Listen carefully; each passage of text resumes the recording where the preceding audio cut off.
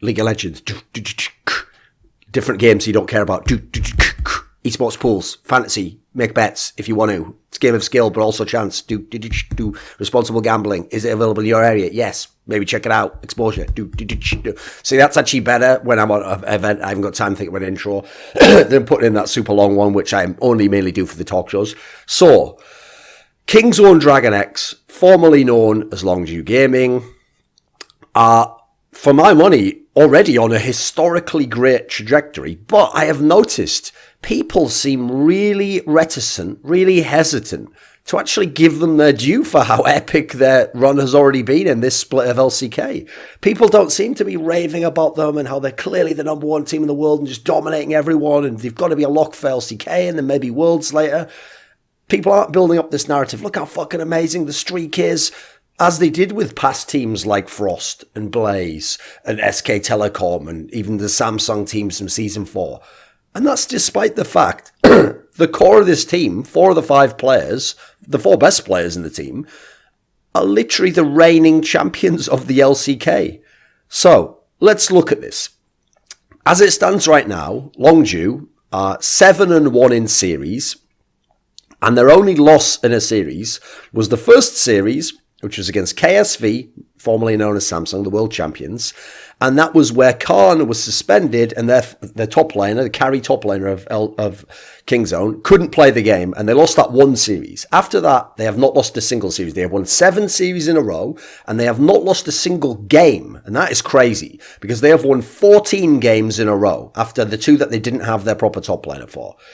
And by the way, KSV, one of the top 3 or 4 teams in the league for basically the entire time. They've also, during this streak and overall, beaten all of their key rivals because they haven't lost a game except KSV, who, as we've addressed already, was the first game and was the suspension, and they're looking very much like they will beat KSV.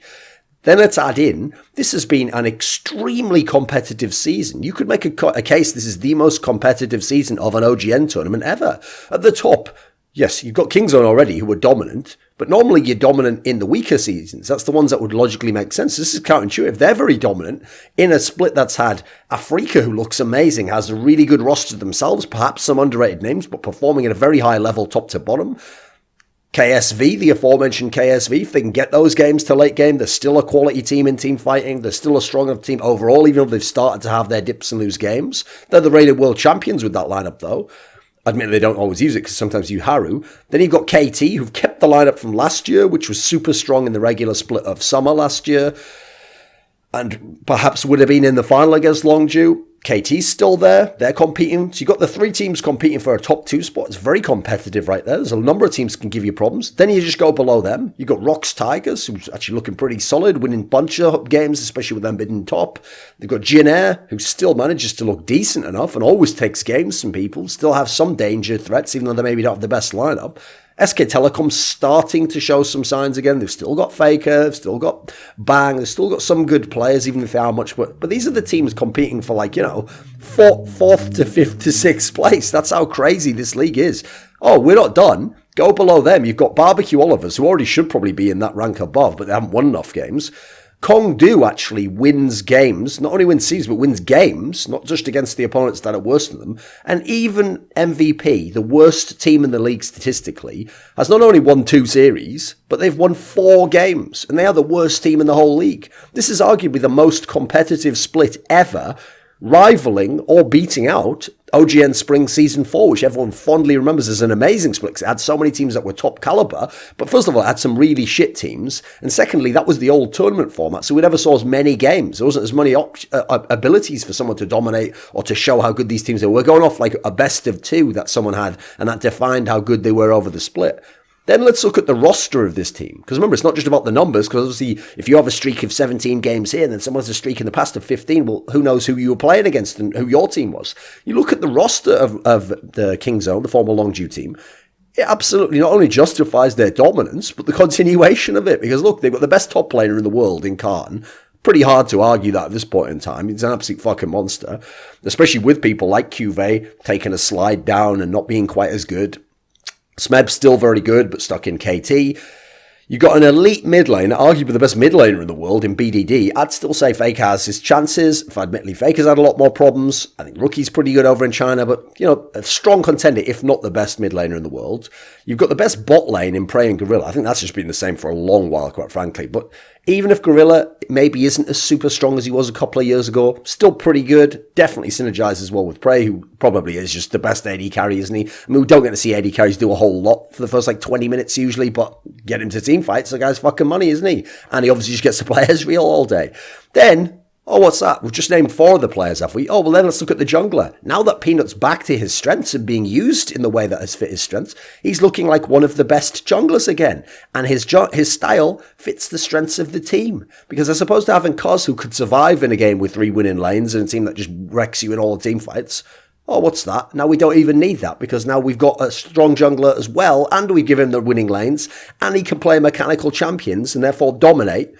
This is outrageous, this lineup. This lineup should be great. They are great. They're on the path to true greatness, and it logically should follow that they will, in fact, go on and do it. So, what? For now, let's look at the other great streaks in history, in LCK and OGN history, and compare them.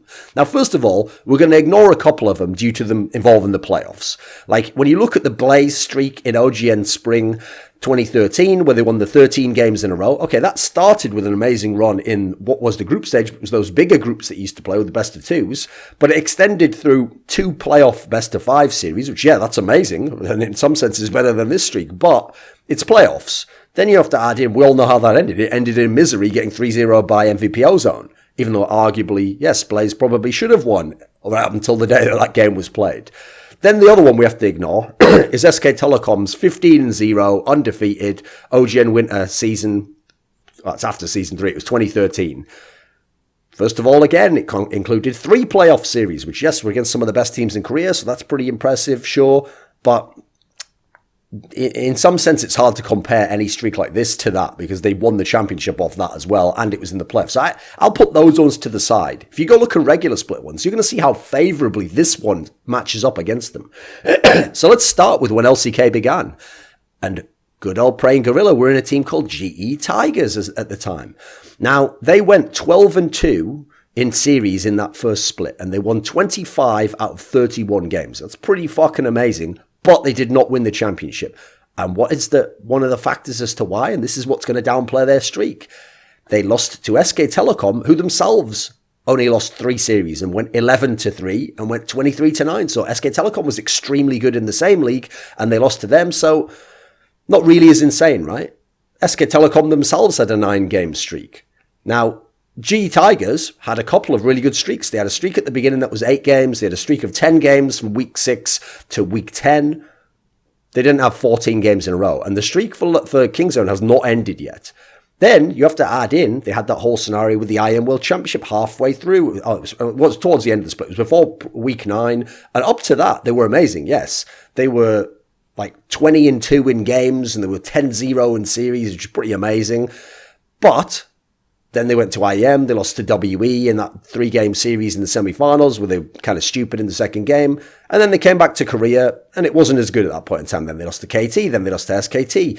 Then you have to add in, not only was the streak good, but had flaws, like it wasn't as long, but it was against a weaker split. If this is the best split ever, or OGN Season 4, that Season 5 Spring is the worst split ever. It was post-Korean Exodus. You had people like SKT just dicking around trying in the fucking, I think that was when they were trying Tom, right? And as the jungler instead of Bengi, because Bengi was a bit washed up. And then they were bringing Easy Hoon in to just play games. That was a fucking whack split. And remember, CJ was the 3rd best team at the time, with Ambition just roll swap to jungle. So one of the worst splits ever. And he still didn't have a better streak than Kingzone has right now. And losing was logical, because you were against another truly great team and who had the best player in the world. So then you go to the next split that year. This is OGN Summer. SK Telecom asserts themselves. They win 17 out of 18 series. They win 35 out of 41 games. Now, they had one streak to start with of 7 games from week 3, beginning to week 3. Then they had an amazing streak. They had a 17-game streak from their last game against Anarchy in week 4 to the second game against Ku Tigers in week 9. But you know what? First of all, it was somewhat of a weak league still, even though SKT was very strong. And you look at who they lost to over the whole split, And that streak starts to look not as crazy because they actually lost to 5 different teams in terms of games. They lost games to people like Anarchy, Washed Up Najin, Samsung, who were far from having rebuilt at that point in time. I remember it was a year later that Samsung was like half decent. This was not, I mean, the 17 games is amazing. That has to be acknowledged. But this is a very weak league, not really comparable in the same sense. Then, go to the split after that. OGN Spring 2016. Rox Tigers does what GE Tigers did before. They go a dominant streak. 16 out of 2 series. 34 games out of 41 played. Didn't win the championship. Worth pointing that out, just like GE Tigers didn't. They had this great streak of 12 games. They won from week 4, game 3, through to week 9, first game against Samsung. But what happened over that split? Well, first of all, they also lost games to teams that were whack. They lost to Samsung and Afrika. They tied with KT over the split. So, okay, pretty good. And certainly they were a great team. I don't think you can blame them for, again, losing to SK Telecom, who obviously was a fantastically clutch team and always found a way against them in the playoffs. I think that's still a very good streak. And the league was much better by the time we got to Season 6. So fair play to Rox Tigers. That's a pretty good one, even though I'd argue not as good as this Kingzone one. Not even as many games, and they lost to whacker teams overall. Then you go to the split afterwards. It's Rox Tigers again, because remember, Rox Tigers was the dominant regular season team. Now this time they won 15 out of 18 series, they won 30 games out of 40, and they did win the championship. Now in this split they had a really nice streak. They had a 15-game streak from week 7 Jin game 3 to the end of the split. It's technically 16 games if you count game 1 of the finals, but we're not going to include that. But outside of that, which, yes, was a pretty competitive split, had other good teams there, had reigning champions SK Telecom, had a bunch of mid-tier teams that were good, even had a decent enough meta at that point in time. You have to add in over the split itself, they let themselves down elsewhere. They lost to 6 different games and teams in terms of games, and including the bad CJ, this is Season 6 we're talking about, Jin who was washed up as fuck, and MVP, who actually wasn't as bad as they are now, a very different team, but they weren't a good team, certainly. Okay, so that one's a pretty good streak, but it has its caveats in terms of what else happened. And yes, we have to wait and see what happens to the rest of Kingzone DragonX season. Then, for spring season last year, SK Telecom won 16 out of 18 series, 32 games out of 42, but they barely had any streak. They never really had like a double-digit streak during the split. They would constantly lose a game, and then people would have a chance against them. So their dominance wasn't really that crazy. It was in terms of the overall numbers at the end. That's great. And obviously they went on to win. Cool. They also lost to many teams. They lost to 5 different teams, including a bad Longju, way before they got good, and Rox Tigers, who was the whack lineup. Because remember, at this point in time, obviously the real Rox Tigers had already left and made the other teams, including teams, as we've now seen, like Longju. So, summer season, Longju themselves went 14 out of 18 series. They won 31 out of 44 games. They themselves barely had any streak. Pretty competitive league. Yeah, this was a good one. Not comparable to now, but pretty competitive overall. They barely had any streak. They were losing games all over the place. They were having 3-game series against many people, including plenty of top teams, and they lost games to people like Jin not a good team at the time. MVP, yes, also not a very good team. Then you have, actually, during the same split, KT won 31 out of 47 games and 14 out of 18 series. But first of all, they didn't win the season, so obviously didn't end up well for them. They weren't number 1 either. Longju managed to take that over for most of the period of time, and they also had plenty of 3-game series. It wasn't all in one condensed spot. So why are people hesitant to give it up to Kingzone and say, yes, they are truly great. Let's expect the biggest accomplishments. Maybe they're going to be the greatest team of all time, which should be a trajectory they are on. Well, what's the reasons why? First of all, SK Telecom. Now, when I say SK Telecom, I mean SK Telecom, yes, somehow, historically, year on year, split on split, has found a way to come through in practically every playoff scenario. There's only 2 times they didn't. There was summer season 6 when KT beat them in that epic series, and then there was summer season 7 when they were in the finals after actually this time doing KT over, but Longju played really well, exploited them, and won. Okay, so basically what you're saying is SK Telecom, amazing at getting into playoffs, then once you're in playoffs, amazing at best of 5, amazing at... Right, here's the thing. they don't have the same jungler anymore. They don't have the same team anymore. They have a pretty much different team, and they have players who, even the ones that have remained, are in worse form, and they have a lot of problems in their team. I don't think it applies this time. I think this is too drastically different in SK Telecom. So let's ignore SK Telecom potentially coming back to scupper you as a factor, and let's put in another SK Telecom related factor, which is that they have always overcome other people's streaks. You notice most of those streaks were SK Telecom. They were actually the Rocks Tigers core doing amazing shit in the regular split, and then not delivering in the playoffs, right? Well, there's another factor. Let's look at the Rocks Tigers' amazing splits. So, okay, the first one, the spring season 5, was just a weak split. They were very good, but it was a weak split, and they also hadn't had any experience in playoff scenarios as a team. Then, the other one, spring season 6, where they were amazing and probably should have won, was Peanut's first ever best of 5 as a jungler, as far as I know. I think that was either the first or second he'd ever played as like an actual fucking jungler in like a playoff scenario. So that's pretty fucking whack, you know? That's a pretty key position to have in the game. That's obviously a position that always came up clutch for SK Telecom, and they used the subsystem. There's no real logical way as why that would apply now, either to Peanut or to SK Telecom. Now, you might think, yeah, but inexperience generally could affect them, right? You know, still inexperienced players, Khan, Peanut, BDD. First of all, Peanut isn't inexperienced anymore. I mean, the guy has now been in 2 Worlds playoffs, including many best of 5s, 2 LCK finals.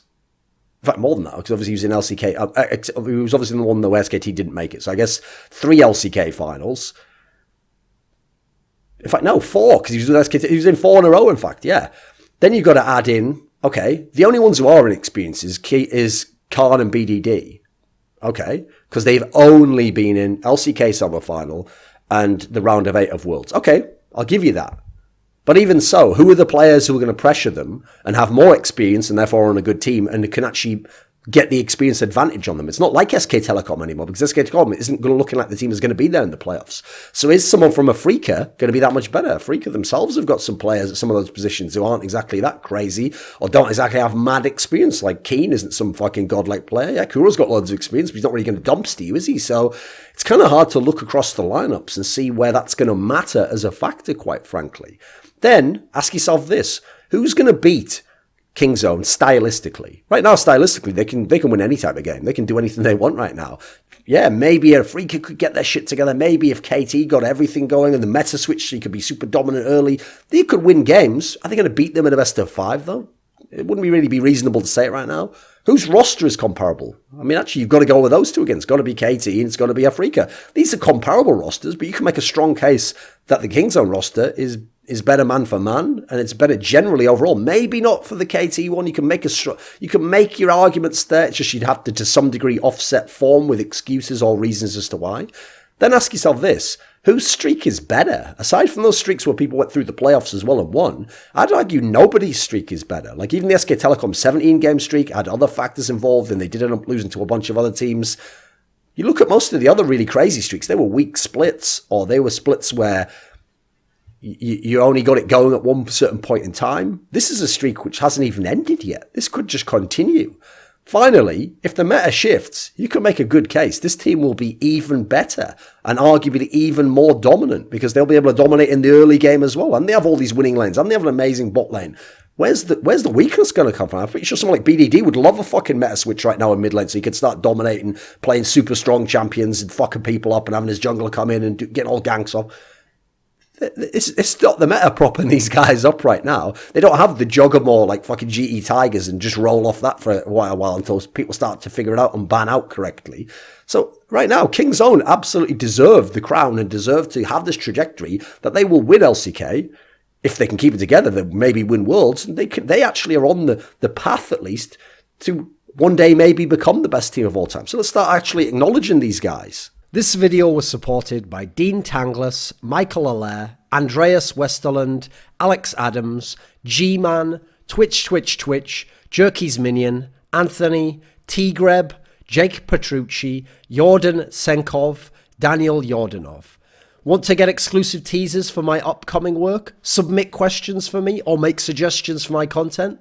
Become a part of the ever-growing Scrilluminati via Patreon, link in the description box below.